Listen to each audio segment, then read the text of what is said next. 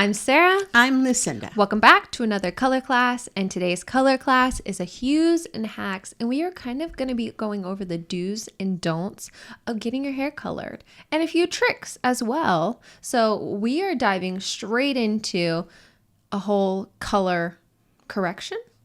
I would say how to extend your color. Yeah, but also treat your hair properly. So we're going to just be diving into tips, and we got summer tips. We have unbelievable. I didn't know how bad water was for your hair, so Stay tuned for that. We got a little help from a chemist, and that will blow your mind. Yes. So if you are worried, or if you are one of those people that shampoos every single day, I'm very sorry, because our first hack is to shampoo your hair less, especially if you have color treated hair. And that's because it Fades. Yeah. And I will say I'm not the one who colors my hair often, but I know you are the one that kind of does the rinses and tints. I do a few things. Right. So while shampooing is something we both can do on every couple of days, just because we do have coarser hair and we have thicker, just more textured hair, but dry shampoo is something we still use often. Yes. And I can't recommend it highly enough because I'm 67 years old, so I remember things more than my daughter does, who is like a spring chicken. And so, I would hope you remember things. Well, I have more life experience. And going way back, I remember dry shampoos. And I actually remember before dry shampoos when people put talcum powder in their hair to absorb oil. Don't do that. It makes your hair look dead. But the first dry shampoos that came out also made your hair look dead. And they were not very effective. Or white and powdery, or gross. Oh, yes. The dry shampoos of today are stellar. I know. What's your favorite? So I go back and forth between Living Proof and Batiste. Am I going to butcher? Is that how you say it? Yeah. You know for sure? Batiste? Okay. What's cool is, and I think I know why you go back and forth between it. Living Proof, it's $30. Yeah. It's a little pricey. You're right. But you don't use much. Yeah. But the Batiste is half that price. And you can pick it up anywhere. I feel like Living Proof is a little bit harder to find in some you places. have to go to Ulta or Sephora. Yeah. And you can't even get Living Proof in salons. So, sometimes it's a little tough to pick it up, so I'll pick up Batiste. But it's the number one best-selling dry shampoo.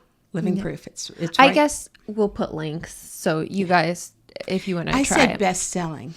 Probably in that category, because that Batiste has been it's a big seller too. Yeah, maybe just not. I don't know. We'll put links for our favorites down in the comments below. But just remember, shampooing is not great for your hair because it strips all those good oils, all that healthiness. It just takes it right away. And also, you're using water, and we're gonna give you the down low on water. I know. Is this the time to do we it? probably should, because since I'm a curly haired girl, I do like spritz of water every single morning just to get my curls back in shape. Dry.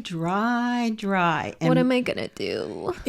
This is what's so crazy. The chemist says, and I can't give you the exact numbers, but if you need the exact numbers, I'll give them to you. I have do you have them? pH of 7. For your hair. I was memorizing, and between 4.5 and 5.5. Don't know. Let me just say Here that water contains minerals, and so it's a base. And your hair is acetic, and we'll give you the numbers. But the bottom line is, when you put a base on an acid, you're breaking it down. You're causing it to be less acetic, and when it becomes less acetic, it's less protected, and it will become drier. And I got to tell you, that just blew my mind, because you think about water as being this like completely neutral, not chlorine water in a pool, not that's even where we'll talk about that later. We'll talk about that in a minute. But you think about water, like pure clean water, as innocuous. For your hair, it's not. You would think. All right, let me grab those numbers for you guys just so we have them exactly. And let's see. So water has a neutral pH of 7. Your hair has an acidic pH, typically between 4.5 and 5.5. So, of course, those are just clashing. And if you have calcium in your water, which most of us do, I mean, I don't know anybody who doesn't complain about hard water. Unless you have a filter. A filter would help. Oh, but yeah, that's it's still all over TikTok right now. The filtered shower. I'll try to find one. You know what? I should just grab one and try it out. Yeah, and we'll give you, but that won't change the acidity, and or the fact that it's not as acid as your hair, the natural acidity of your hair. All right, we'll have to figure that one out. Yeah, but links for all this stuff will be down in the comments. Just hop on down there if anything interests you. Isn't that mind blowing? I know. So all you curly haired girls out there, I don't think I can go without because maybe I'll just put conditioner in my water.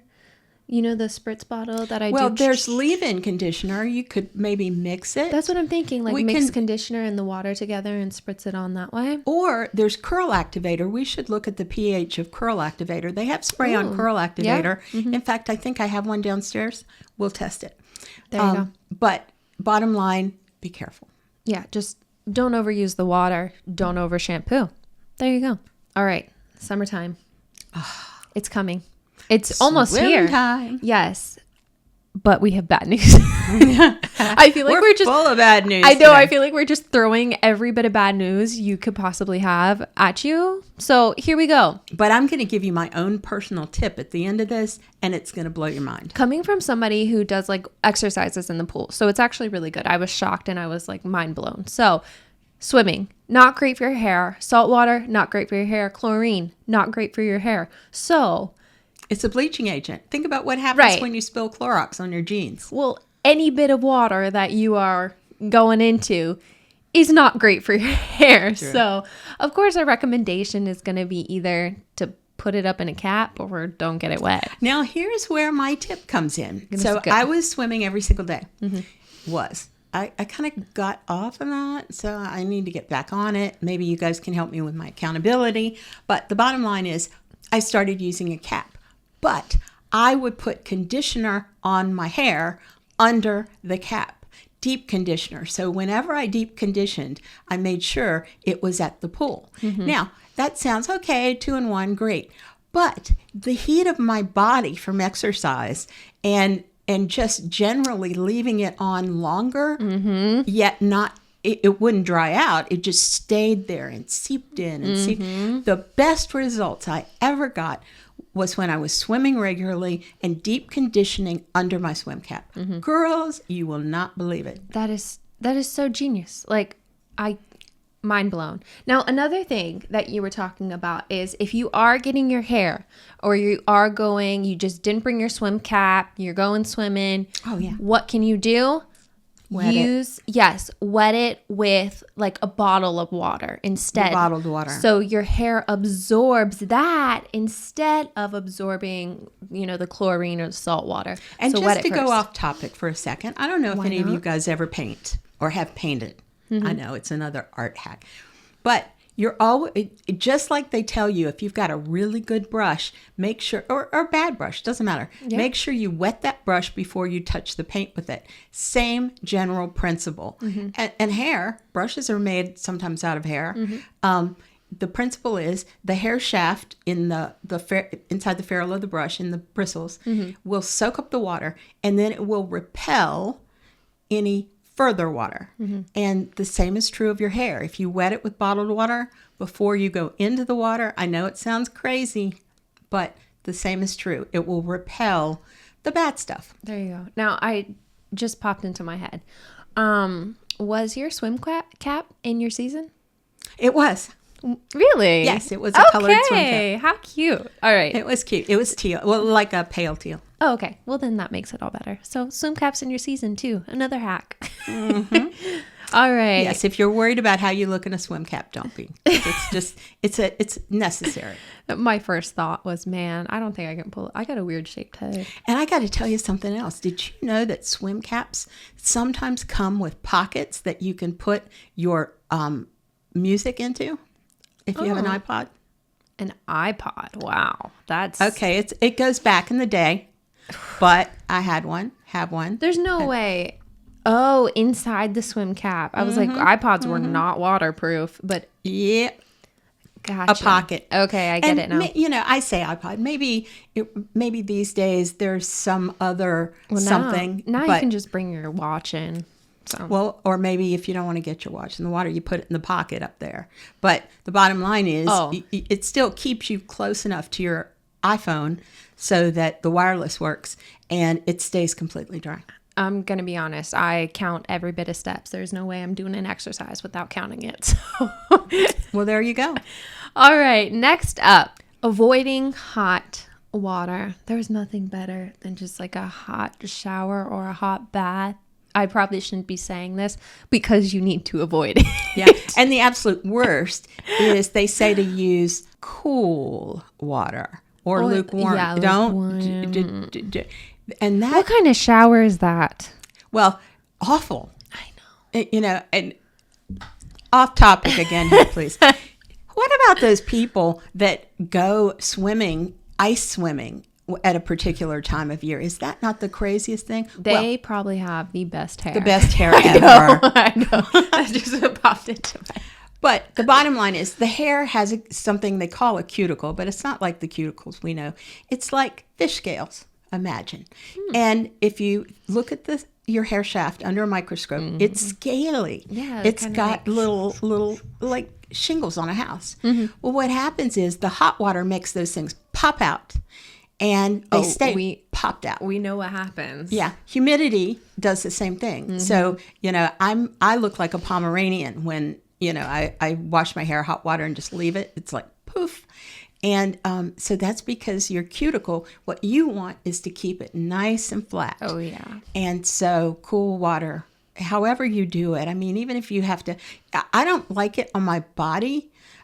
So I step out of the shower, kneel over my bathtub, and pour my rinse over my hair. I'm just gonna. I don't want cold water streaming over me. I'm gonna opt for lukewarm. I'm gonna be honest. Even that, I mean, I just find that to be. I know. Well, we do it for the hair. Yeah, save the hair. That's okay, but you have alternatives. Let me just tell you. Here we go again. Another set of bad news. Lay off the chemicals. Hairspray, hair gel, all that stuff contains alcohol, which again is drying to the hair. I mean, come on. Some does. I mean, you can search far and wide and find some alcohol-free products. Ooh. And so some does. But even that will deposit stuff on your hair that's difficult to get rid of, especially when we're shampooing less. And then you might be tempted to go out and get a clarifying shampoo. No, never use a clarifying shampoo because it dries out your hair. Yeah. I imagine that though. I feel like everything we talk about is drying, damaging to your hair, except and color fading. So I went and I got my hair done. And I wanted a change, a little bit of a change. And so I said, I don't want anything brassy. No, I don't want anything warm. No, I hate that. And so she goes, oh, okay, no problem. And so I'm sitting out in front of the mirror and she takes the towel off my head because, they deliberately don't let you see yourself in a mirror until you're sitting there and you're like a captive in the chair. And there I was a captive in a chair and I had this drape on and I looked at myself and my hair was purple. And I was like, my hair is purple. You see that, right? My hair is purple. And she was like, well, yeah, I did overdo the toner a little bit. I was like, it's purple. And so she says, I can fix it. And I was like, okay. And I get up out of the chair or start to get up. Remember, I'm captive in the chair. I start to get up out of the chair and she puts her hand on my shoulder and sits me back down because I thought I was going to go back there through the whole process and she's going to wash it out. And right. No. she takes it. She takes her flat iron and takes one piece of it and runs her flat iron along my hair. Mm-hmm. And right before my eyes, my hair turned a normal color. Well, that's because of the heat.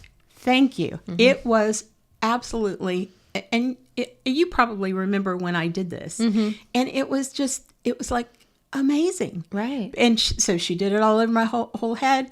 All of a sudden, the purple was gone, mm-hmm. and I looked like a normal human being. That's because heat takes color away. So instantly, right. Sometimes. If you get your hair colored and you want to keep that rich, vibrant color, do not use heating tools or any type of heat. Even hot water. I even saw no hot, like exercise, like hot yoga, things like that. Do not use any bit of heat. No more hot yoga for me. Bummer. Well, you wouldn't think about, those just like little tiny things throughout your day, but those all add up to damaging the color that you just had done. So not only styling your hair, blow drying it, all that heat added up just diminishes the color even faster. So use a thermal product, something yes. that's thermally resistant to protect your color. Right. Use color protecting shampoo, use color protecting conditioner. Right. And if anybody ever turns your hair purple, remember, you can just go flat iron the heck out of it and you'll be okay. Or you can use heatless options like heatless curls to do your hair instead. So there are a bunch of different ways to do it. But yes, if your hair color is purple, maybe try applying heat to get rid of it. Yeah. Or you can do color theory and just go the opposite. Yeah. Heat. Perfect. All right. Now I say don't do the opposite because that would make your hair brassy. If you put yellow on top of any bit of yellow. Yeah. But conversely, you do want to use color theory. One of our ladies who gave me a comment said that, she was talking about her season and she said, I want to do my hair this way and I need it to be, cool like me. Right. But I always get this blonde color and it's brassy and I hate it. Mm-hmm. Well, let me talk to you about a solution for that. Queen over here of purple shampoo, conditioner, tints. I got me a solution right here. Purple shampoo. Mm-hmm. The trick with that is to leave it on longer than you would leave on your normal shampoo. Mm-hmm. Because, normally everybody's in a hurry. They put on the shampoo, they rinse it off, boom, boom, boom, boom, boom. With purple shampoo, you want to leave it there the whole time you're doing your bathing, whatever, all of it. Right. And then rinse it out. Mm-hmm. Purple conditioner. Although you have to be careful because some families of purple, like for example, one of the most economical purple shampoos on the market is L'Oreal purple shampoo. I know you love that stuff. I do. Mm-hmm. I do. I've got other brands that are more expensive, but the L'Oreal purple shampoo is just fine. Mm-hmm. They sell a conditioner in the family, but it is not purple. It's just conditioner. Mm-hmm. So don't worry about the purple conditioner unless you really want to, until you're talking about your leave-in conditioner. Your leave-in conditioner, Madison Reed has a nice one. IGK has a nice one. Those are purple. And this, you literally spray it all over your hair, massage it in, and the brassiness is gone. Mm-hmm. This one is a little more intense, the Madison Reed. So I tend to use this one more, but works like a charm. Now, both of those are pricey, probably annoyingly pricey to the point that you're like, what? I have a solution for that too, a hack for that too, and that is purple drops. You can get, I love purple drops. Purple drops are the best. You don't see them in the stores per se, so you have to find them like on Amazon. Mm-hmm. But the purple drops are exactly what they are, or what they say. They're purple drops. And you can just add them to whatever you want. So let's say you want a little more intensity with your purple shampoo. You can put these into any conditioner you want to use. If you have a leave-in conditioner that you love, drop or two of purple drops, you turn it into this. Right. At a half or a third or a fifth even of the price. And purple drops last forever. So my recommendation to you is just purple drop the heck out of everything that you put on your hair, and then you'll get rid of any brassiness that you're struggling with. And if you want to, and so don't be afraid to color your hair and have it be worried about it being the wrong color. You know, if it's too brassy, you got your purple alternatives. And if they turn your hair purple, you can hit it with a flat iron. And remember, golden blondes, getting in chlorine can shift your hair green. So just a friendly reminder, summer's coming, just in case you don't want to have green hair, you know, try to keep it out of the chlorine. And it sounds so much better if somebody says, why are you wearing a swim cap? If you say, I'm deep conditioning my hair. It sounds so much better than, oh, because I don't want to turn my hair green. I don't know. They both sound very reasonable to me. They do, but it just, I don't know. I like the deep conditioning better. I just do. All right. And our last tip, we had to bring it back to color analysis, is to make sure you're wearing either a universal color or a color that is going to fit in with your new hair color. Yeah, your palette. And the thing is, even beyond that, you may have a new hair color in mind, but talk to your stylist, wear clothing that's in your palette, because you may go in and say, oh, I want to be, you know, like a blonde like Reese Witherspoon. And you might be, you know, golden and, you know, so golden. And if you wear something in your palette and it's in your palette, your stylist can look at that and look at you and say, you know what? Are you sure you want to go really gold, or do you want to pull it back a little bit so that you're not quite so or do you want it, I'm sorry, I'm going backwards. Do you want it to be really cool like Reese Witherspoon? Her hair is sometimes.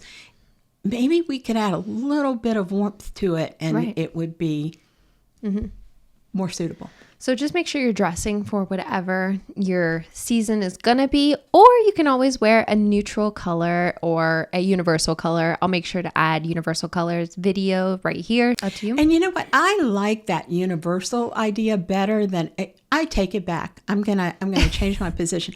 Don't wear something in your palette. Wear a universal color, because if you're in a universal color, you are more likely to like your result better than if you're wearing something in your palette and you end up wanting your hair something that's a little beyond your palette. Right. So universal colors are key, and they're great for exactly this type of thing, because you are going to be switching up your hair color. It may shift your skin tone a little bit, the way it looks, if you're going warmer or cooler. So just having that universal color that you know will look great no matter what, it will make you feel so much better when you walk out. And when you get a different hair color, come watch our videos, revisit what your season is, because you may have shifted your season into something that requires a little bit of adjustment. Like, for example, as I started to go gray, I had her color hair. And then I started to go grayer and grayer and grayer. The melanocytes in my hair started to disappear because of my age. As I went grayer, I had to modify my palette and just move more so into the summer colors. And I remember years ago, I was talking to Carol Jackson, and she said, and I said, Carol, I don't know what's going on with, and she goes, you're an awesome. So I was in autumn, summer, and I moved into summer. And she said, "You're an awesome." And I was like, "Thank you. That's so sweet." And she goes, "No. You're an awesome. You know, autumn to summer." Right. And of course, she said I was awesome as well. So I was happy. But the bottom line is, you know, make sure that you're adjusting for your new hair color in terms of what you wear. And it may only be a slight adjustment. Like some of the palettes, if you're looking at the 12 palette system, they may only change 3 colors. Right. And those 3 colors may need to be adjusted a little to the warm if you go warmer, or a little to your most warm color. The warmest colors in your palette may need to be adjusted a little bit if you go cool. But it's worth doing. So I hope some of these tips were useful for you and you implement them into your daily routine. I want to see you in a swim cap, so send a picture. All right, so lastly, of course, I have to do our little ending. We would love to bring you along this color analysis journey with us. We are going to be doing all of the seasonal color palettes. We're learning together. We're having so much fun doing it. So please don't forget to subscribe and like this video since we are new and trying to build a whole color analysis community. And lastly, I'm Sarah. I'm Lucinda. And this has been another color class, and we'll see you in our next video.